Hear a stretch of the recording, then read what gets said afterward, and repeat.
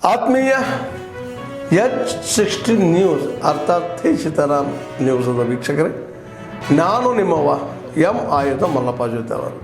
ತಾವು ಈಗ ಸುದ್ದಿಗಳ ಲೋಕಕ್ಕೆ ಎಂಟ್ರಿ ಹೊಡಿತಾ ಇದ್ದೀರಿ.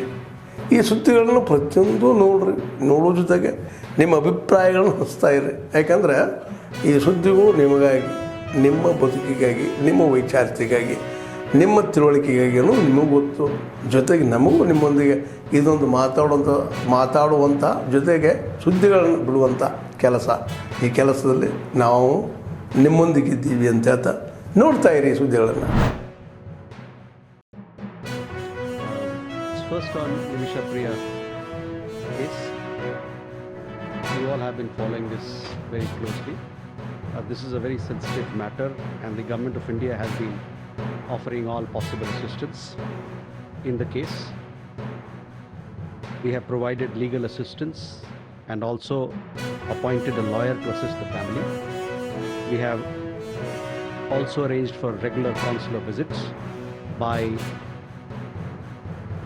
a family, and we are also in touch with local authorities as also the family members to resolve this issue. This included concerted efforts in recent few days to seek more time for the family of Miss Nimisha Priya to reach a mutually agreeable solution with the other party.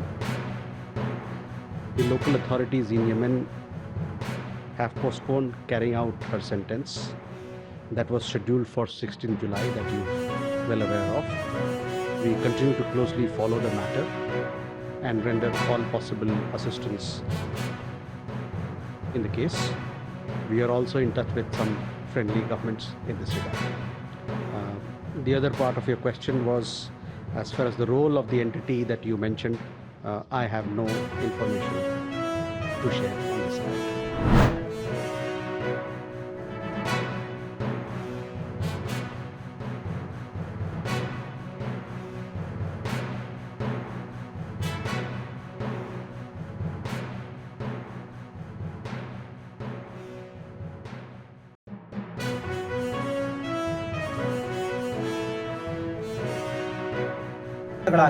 ಅಥವಾ ಗೊಬ್ಬರದ ಬಳಕೆ ಆಗಲಿ, ಔಷಧಿಯ ಸಿಂಪಡಣೆಯ ವಿಧಾನಗಳಾಗಲಿ, ಇನ್ನೂ ಹಿಂದಿನ ನಮ್ಮ ತಾತ ಮುತ್ತಾತಂದರು ಏನು ಹೇಳಿಕೊಟ್ಟಿದ್ದಾರೋ ಅದೇ ಕೃಷಿಯನ್ನೇ ನಾವು ಮಾಡ್ಕೊಂಡು ಬರ್ತಾ ಇದ್ದೇವೆ. ಈ ಯೋಜನೆಯಲ್ಲಿ ಅವೆಲ್ಲವನ್ನು ವೈಜ್ಞಾನಿಕವಾಗಿ ಮತ್ತು ಸಂಪೂರ್ಣ ಪರಿಷ್ಕರಣೆಯನ್ನು ಮಾಡಿ ಯೋಜನೆಯನ್ನು ಒಂದು ರಾಜ್ಯದ ಒಂದು ಜಿಲ್ಲೆಯಲ್ಲಿ ಅನುಷ್ಠಾನ ಮಾಡ್ತಾ ಇರತಕ್ಕಂಥದ್ದು ನಮ್ಮಂಥ ಸಣ್ಣ ರೈತರಿಗೆ ತುಂಬ ಅನುಕೂಲ ಆಗ್ತದೆ. ಸಣ್ಣ ರೈತರಿಗೆ ತುಂಬ ಅನುಕೂಲ ಆಗಿದೆ. ಹೇಗೆಂದರೆ ನಾವು ನೀರಾವರಿ, ಮಣ್ಣು ಪರೀಕ್ಷೆ ಮುಂತಾದವನ್ನೆಲ್ಲ ಬಿಟ್ಟು ಕೃಷಿಯನ್ನು ಮಾಡ್ತಾ ಇದ್ದೇವೆ. ಈ ಯೋಜನೆಯಿಂದ ಅವೆಲ್ಲವನ್ನು ಒಳಗೊಂಡು ನಾವು ಜಾಸ್ತಿಯಾಗಿ ಬೆಳೆಯನ್ನು ಬೆಳೀಲಿಕ್ಕೆ ಸಾಧ್ಯ ಆಗುತ್ತೆ. ಸ್ವತಂತ್ರ ಬಂದು 7 ದಶಕಗಳ ನಂತರ ರೈತರಿಗಾಗಿ ಇಂಥ ಒಳ್ಳೆಯ ಯೋಜನೆ ಬರ್ತಾ ಇದೆ. ದೇಶ ಮತ್ತು ಸಮಾಜದ ಅಭಿವೃದ್ಧಿ ಆಗಬೇಕು ಅಂತ ಹೇಳಿ ಈ ಮೂಲಕ ನಾನು ತಮ್ಮಲ್ಲಿ ವಿನಂತಿಸಿಕೊಳ್ತೇನೆ. ರಾಜ್ಯದಲ್ಲಿ ಒಂದು ಜಿಲ್ಲೆಯನ್ನು ಆಯ್ಕೆ ಮಾಡಿಕೊಂಡಿದ್ದಾರೆ. ಅದಕ್ಕೆ ಸಂಬಂಧಿಸಿದ ಹಾಗೆ ನಾವು ಮುಂದೆ ಹೇಗೆ ಕೃಷಿ ಕಾರ್ಯಗಳನ್ನು ಮಾಡ್ಕೊಂಡು ಹೋಗ್ಬೋದು, ಅದರಲ್ಲೇ ಬೆನಿಫಿಟ್ಸನ್ನು ಪಡ್ಕೊಳ್ಬೋದು ಏನೋ ಬಗ್ಗೆ ಸಾಕಷ್ಟು ಮಾಹಿತಿಗಳ ಲಭ್ಯತೆ ಸಿಗ್ತದೆ. ಹಾಗಾಗಿ ಈ ವಿಚಾರದ ಅನ್ವಯ ನಾನು ಪ್ರಧಾನಮಂತ್ರಿಗಳಿಗೆ ಮತ್ತು ಕೇಂದ್ರ ಸರ್ಕಾರಕ್ಕೆ ಹೃತ್ಪೂರ್ವಕ ಧನ್ಯವಾದಗಳನ್ನು ಅರ್ಪಿಸ್ತೇನೆ.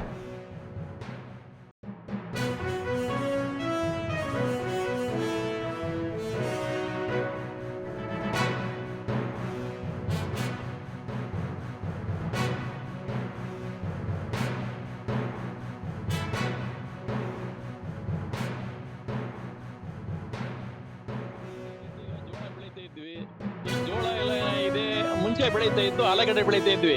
ಆಲೂಗಡ್ಡೆ ರಂಗಮಾರಿ ಅಂತೇಳಿ 5 ವರ್ಷಗಳಿತ್ತು. ಅದರಿಂದ ನಮ್ಮ ರೈತರು ತುಂಬಾ ನಷ್ಟ ಅನುಭವಿಸಿದ್ರು. ಅದ್ರ ಮೇಲೆ ಈಗ ಅದು ಬಿಟ್ಬಿಟ್ಟು ಈಗ ಜೋಳದ ಮೇಲೆ ಬಿದ್ದು, ಜೋಳದ ಮೇಲೆ ಅವಲಂಬಿತ ರೈತರು ಈಗ ಅದೇನಾಯ್ತು, ಈಗ ಅದನ್ನು ಬಿಳಿಸೋಳ ರೋಗ ಬಂದ್ಬಿಟ್ಟು ಈಗ ತುಂಬಾ ಅದರಿಂದ ಸಂಕಷ್ಟ ಸಿಲುಕಿದ ರೈತರುಗಳು. ಈಗ ಇಂಥ ಕಷ್ಟ ಸಂದರ್ಭದಲ್ಲಿ ಈ ಸೌಕರ್ಯಗಳು ಏನಾರ ಬಂದ್ರೆ ನಮ್ಮ ರೈತರಿಗೆ ಅನುಕೂಲ ಆಗುವಂಥದ್ದು ತುಂಬಾ ಅನುಕೂಲ ಆಗುತ್ತೆ. ರೈತರುಗಳು ಬೆಳೆ ಮಾಡಿ ಒಂದು ಕೃಷಿ ಮಾಡೋ ಅಂತ ಅದಕ್ಕೆ ಅನುಕೂಲ ಆಗುತ್ತೆ ಅಂತ ಹೇಳ್ತೀವಿ. ಈ ಯೋಜನೆ ತಂದಿರೋದಕ್ಕೆ ಕೇಂದ್ರ ಸರ್ಕಾರಕ್ಕೆ ಧನ್ಯವಾದಗಳು. ಹಾಸನ ಕಸ್ಬಾ ಹೋಬಳಿ, ಹಾಸನ ತಾಲೂಕು. ನಮ್ಮ ಹತ್ರ ಒಂದು 2 ಎಕರೆ ಜಮೀನಿದೆ. ನಾವು ಜೋಳ, ಬಾಳೆ ಇದೆ, ಜೋಳ ಇದೆ, ಶುಂಠಿ ಹಾಕ್ತೀವಿ. ಬಟ್ ಸರಿಯಾದ ಬೆಲೆ ಸಿಗ್ತಾ ಇಲ್ಲ ಬೆಳೆದಿರೋ ಬೆಳೆಗೆ. ಇವಾಗ ಕೇಂದ್ರ ಸರ್ಕಾರ ಧನಧಾನ್ಯ ವೃದ್ಧಿರಸ್ತು ಅಂತ ಒಂದು ಯೋಜನೆ ತಂದಿದೆ. ಅದರಿಂದ ರೈತರುಗಳಿಗೆ ತುಂಬ ಉಪಕಾರ ಆಗ್ತಾ ಇದೆ. ಮಿಕ್ಕಿದ ರೈತರಿಗೂ ಸಹ ಅದನ್ನ ಯೂಸ್ ಮಾಡ್ಕೊಳ್ಳಿ. ರೋಗ ಬಂದಿದೆ, ಜೋಳ ಕಲ ರೋಗ ಜಾಸ್ತಿ, ತೆಂಗಿನ ಗಿಡ ಇದರಿಂದ ಧನಧಾನ್ಯ ವಸ್ತುವಿನಿಂದ ಜನಗಳಿಗೆ ಅನುಕೂಲ ಆಗುತ್ತೆ ಇದನ್ನು ಮಾಡಿದ್ರೆ ಅಂತ ಹೇಳ್ಬಿಟ್ಟು ನಾನು ಹೇಳ್ತಾ ಇದ್ದೀನಿ. ಕೇಂದ್ರ ಸರ್ಕಾರಕ್ಕೆ ಧನ್ಯವಾದಗಳು. ನರೇಂದ್ರ ಮೋದಿ ಅವರಿಗೆ ಧನ್ಯವಾದಗಳು. ನೀರಾವರಿ ಇದರಿಂದ ಅನುಕೂಲ ಆಗುತ್ತೆ.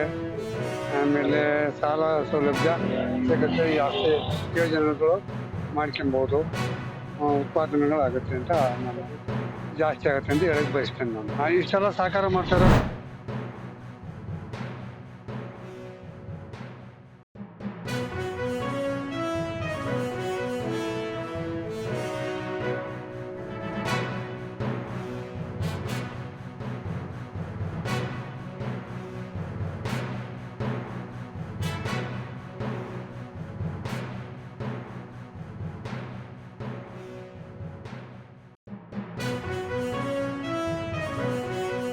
This is a very sensitive matter, and the Government of India has been offering all possible assistance in the case.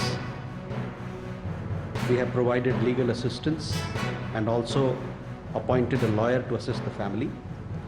We have also arranged for regular consular visits by a family, and we are also in touch with local authorities as also the family members to resolve this issue. The local authorities in Yemen have postponed carrying out her sentence that was scheduled for 16th July, that you are well aware of. We continue to closely follow the matter and render all possible assistance in the case. We are also in touch with some friendly governments in this regard. We have seen reports on the subject and are closely following the developments. Let me reiterate, and I have said this in the past as well, securing energy needs of our people is understandably an overriding priority for us. In this endeavor, we are guided by what is there on offer in the markets, as also by the prevailing global circumstances. We would particularly caution against any double standards on the matter. ಆದ್ಮೇಲೆ ಎಲ್ಲ ಸುದ್ದಿಗಳನ್ನು ನೋಡಿದ್ರಲ್ಲ, ಏನು ಅನಿಸ್ತು ನಿಮಗೆ? ಇದರಲ್ಲೇ ನಿಮ್ಗೆ like ಆಗಿರ್ಬೋದು, ಡಿಸ್ಲೈಕು ಆಗಿರ್ಬೋದು, ಕಾಮೆಂಟ್ ಬೇಡಪ್ಪ ಅಂತೂ ಅನಿಸಿರ್ಬೋದು, ಕಾಮೆಂಟ್ ಮಾಡಬೇಕಪ್ಪ ಅನಿಸಿರ್ಬೋದು, ಶೇರ್ ಮಾಡಬಾರ್ದಪ್ಪ ಅನಿಸಿರ್ಬೋದು, ಮಾಡಬೇಕು ಅನಿಸಿರ್ಬೋದು. ಏನಾದರೂ ಆಗಲಿ ಶೇರ್ ಮಾಡ್ತಾಯಿರಿ, ಈ ನ್ಯೂಸ್ಗಳನ್ನ ಹಂಚ್ತಾ ಇರಿ, ಜೊತೆಗೆ ಇದಕ್ಕೆ ಸಬ್ಸ್ಕ್ರೈಬ್ ಆಗ್ತಾಯಿರಿ ಅಂತ ಹೇಳ್ತಾ, H16 ನ್ಯೂಸ್ ಅರ್ಥಾತ್ ಹೇ ಸೀತಾರಾಮ್, ಇದು ಸತ್ಯದ ಕೈಗೆ ನಡಿ. ವಂದನೆಗಳು.